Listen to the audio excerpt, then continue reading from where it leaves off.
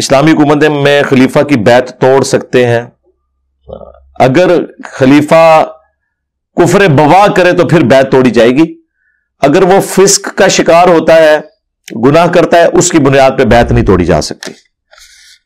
واضح اعلانیہ کفر کرے نا، پھر بیعت توڑی جائے گی. تو اگر اس سے کوئی گناہ کا کام ہوتا ہے، خلاف شرع کام، تو اس کی پھر اصلاح کی کوشش کی جائے گی، اور اس کے خلاف کوئی جتھا نہیں اس طریقے سے اکٹھا کیا جائے گا. یہی فرق ہے. آپ دیکھ رہے ہیں حضرت حسین ابن علی علیہ السلام نے حضرت معاویہ کے دور میں ایز سچ کوئی ریولوشن برپا نہیں کی ہے، کیونکہ حضرت معاویہ رضی اللہ تعالیٰ عنہ اپنی تمام تر کمزوریوں کے باوجود ان میں کوئی کفریہ بات نہیں پائی جاتی تھی. یعنی ان کا جو اسلام تھا وہ لوگوں کے اوپر عیاں تھا.